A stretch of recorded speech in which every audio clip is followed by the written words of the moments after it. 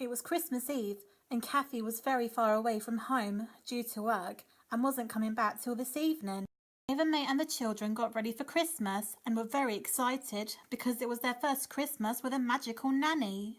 They did all the decorations and the Christmas tree. Ava-Mai could use her magic and make the decorations levitate and move to the tree by itself, but the children wanted to do it themselves. Daisy and Stephanie decorated the bottom of the tree. Justin and Lucy decorated the middle part of the tree, and Blake decorated the top part. While they did that, the house phone rang, so Ava-Mai went to answer it. It was Kathy on the phone. "Oh, Miss Hills, how are you?" Ava-Mai asked excitedly. Unfortunately, it wasn't good news. "Ava-Mai, my boss wants me to stay and work the night shift tonight," said Kathy. "Tonight? Christmas Eve?" asked Ava-Mai. Kathy sighed and explained that there was nothing she can do and had no idea how the children would react. Ava-Mai felt terrible. She watched the children happily decorating the tree and laughing and smiling at each other. "I won't be home till tomorrow afternoon," Kathy said sadly. Ava-Mai understood a little, but she was sure to give the children a great Christmas. "Don't worry, Miss Hills. I'll talk to them right away and I'll make sure they won't be upset," said Ava-Mai. Kathy smiled a little, but still felt sad. She wanted to be with her children more than anything, but she had no choice. "I'll try my best to come home soon," she said, hoping. Ava-Mai understood and told her that her children will be okay. "Thank you, Ava-Mai, and good night," said Kathy. "See you soon," said Ava-Mai. Just as she was about to tell the children the bad news, she listened to them talking about Christmas. "I can't wait to eat the turkey tomorrow," said Blake. "I can't wait to open all the presents," said Lucy.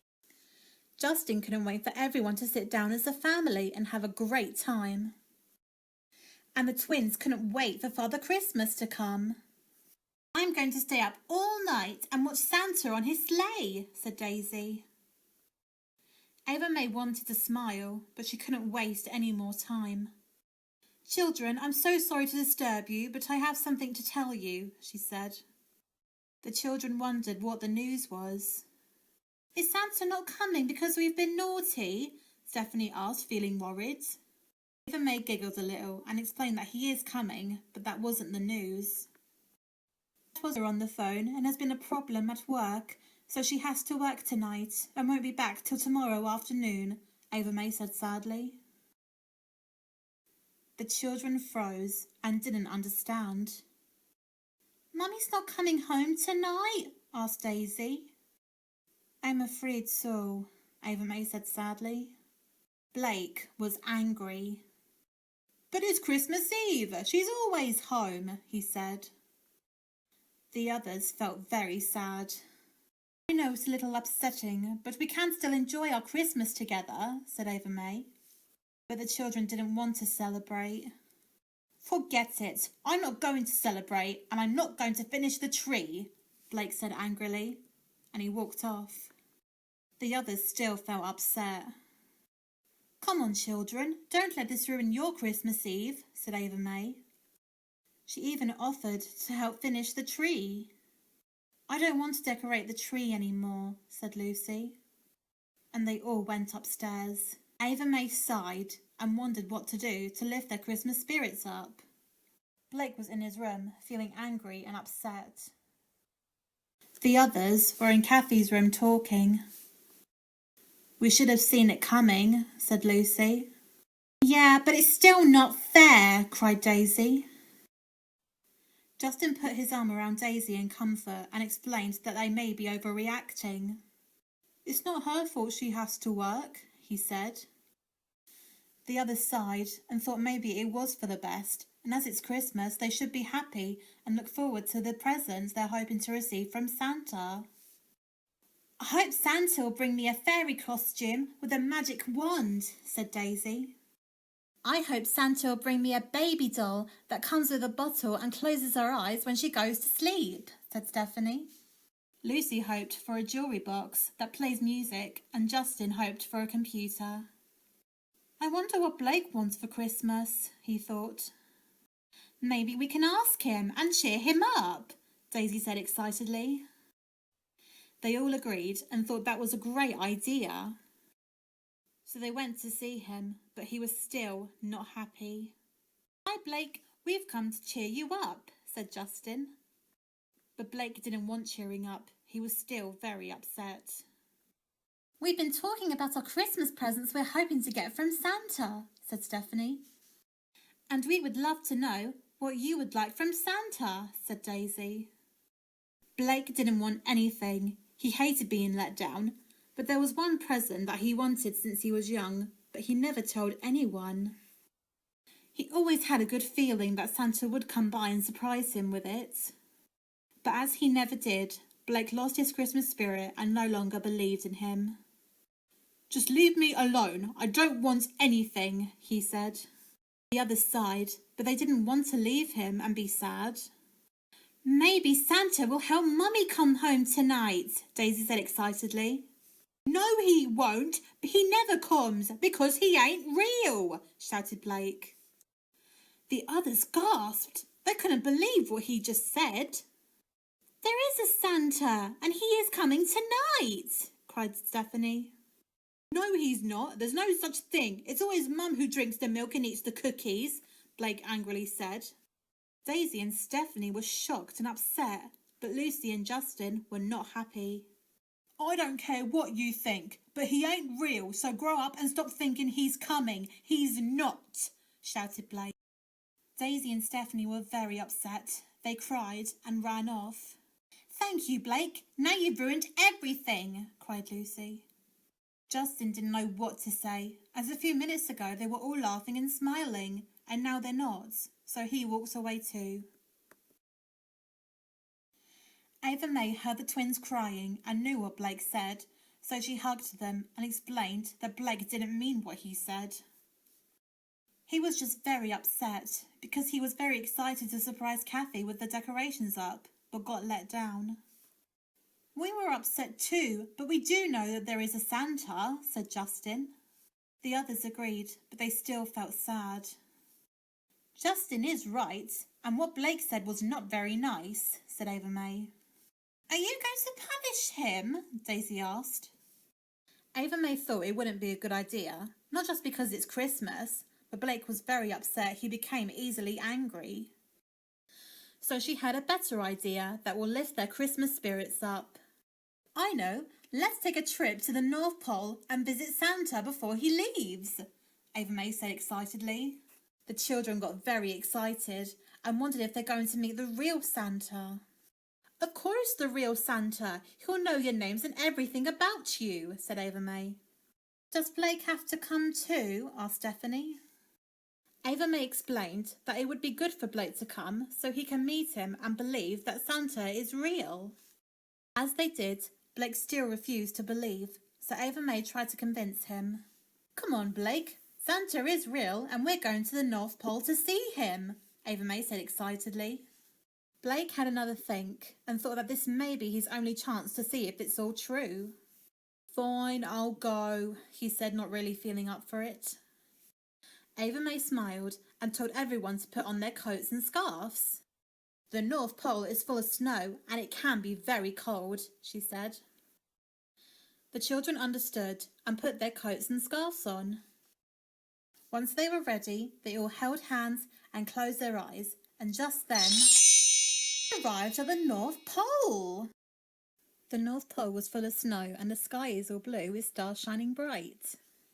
Look, cried Daisy. There were Christmas fairies flying around and some even dancing. The girls were very inspired as they watched the fairies decorate the tree.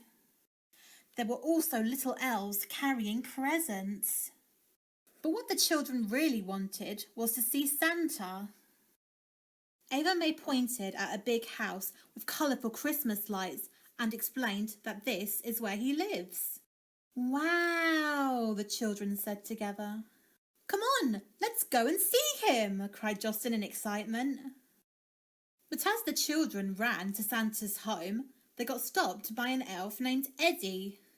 "Hey, no human beings allowed in Santa's home. Please go away," he said. The children felt very cross. How dare they get told by an elf to go away? "But we want to see Santa," cried Daisy, feeling very cross. "Too bad. I said no," cried Eddie. Just then, Ava-Mai came by, dressed up like an elf. "Pardon me, Eddie the elf," she said. Eddie couldn't believe his eyes. "Ava-Mai, Mom!" he cried.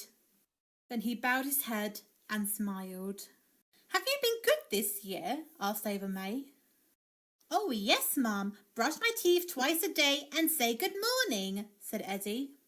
Ava-Mai smiled and asked if he still cleans his room every day. "Oh, yes, Mum. The tidy up song helps me clean faster," said Eddie. "Have you learned to eat your greens?" asked Ava-Mai. Eddie paused for a second. "I can't lie to you, Ava-Mai," said Eddie. Ava-Mai waited. "The spinach is quite a challenge," he said. But Ava-Mai didn't mind. "Jolly good," she said. Eddie smiled and felt very pleased. "Now, if you don't mind, I'm with these children and they really need to see Santa," said Ava-Mai. "Okay, come with me," said Eddie. The children were surprised and wondered how she did that. So they followed Eddie inside. There was a machine carrying lots of presents. It even had a workshop for little elves making presents and cookies. The children looked around and were very surprised. "This place is so cool," cried Stephanie. "I have never seen anything like it before," said Blake. So they carried on following Eddie and went inside a huge door. "Excuse me, sir, you have visitors," said Eddie. Just then Father Christmas came, and of course it's the real him, because he had a big tummy. He's dressed all in red with black boots. As soon as the children saw him, they were amazed. "Santa!" cried Daisy in excitement. "It's really you!" cried Justin. And they ran to hug him. "Ho, ho, ho! Hello, Justin, Daisy and Stephanie," said Santa. "You know our names!" cried Daisy. Santa explained that he knows everyone's name. Just then, Lucy came by to say hello. "Hello, Lucy," he said. Lucy smiled and felt very pleased to meet him. "Hello there, Blake," he also said. Blake still didn't believe it was really Santa. So Santa walked up to him. "Why the long face?" he asked. Then he explained that Christmas is meant to be a happy time for everyone and not with sad faces. "I know you're not the real Santa," said Blake. "Well, of course I am! Ho, ho, ho!" laughed Santa. But Blake still didn't believe in him. It looked like the children had to prove to Blake that he is real. "Santa, do you really go around the world in one night?" asked Justin. "Oh, yes, my sleigh is very fast, and so are my reindeers," said Santa. Lucy wanted to know how old Santa is. "I'm over 1,000 years old," said Santa. The children gasped, and Blake had a question to ask. "How do you know if we've been naughty or nice?" he asked. "I have a big book full of naughty list children," said Santa. So he showed them the naughty list book. It was a very big book that they couldn't lift it up. That made Santa laugh. "Do you know what we want for Christmas?" Lucy asked excitedly. Santa had a look at his list, which was also very long. "Daisy would like to have a fairy costume with a magic wand," said Santa as he was reading. Daisy got very excited and jumped for joy. "Stephanie, you would love a baby doll that comes with a bottle and closes her eyes when she goes to sleep," said Santa. Stephanie smiled and got excited too.